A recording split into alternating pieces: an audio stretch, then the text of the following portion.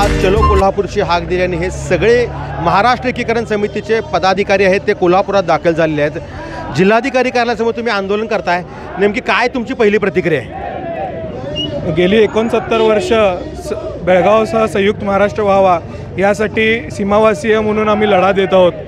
अनेक आंदोलनं करूनसुद्धा या लढ्याला यश आलं नाही, म्हणून शेवटी सुप्रीम कोर्टाची सुद्धा दारं ठोठावण्यात आली। पण सुप्रीम कोर्टातसुद्धा आज 20 वर्ष होत आली, पण त्या ठिकाणीसुद्धा आम्ही अजूनही न्यायाच्या प्रतीक्षेत आहोत।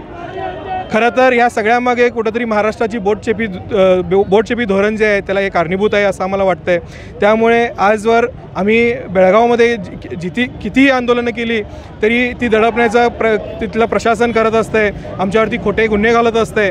त्यामुळे आज महाराष्ट्र सरकारला आम्ही इथं जागा करण्यासाठी म्हणून एक पहिली पायरी म्हणून आज कोल्हापूर जिल्हाधिकाऱ्यांच्या समोर आम्ही धरणे आंदोलन धरून जिल्हाधिकाऱ्यांच्या मार्फत आम्ही मुख्यमंत्र्यांना या ठिकाणी निवेदन देण्यासाठी आलेलो आहोत।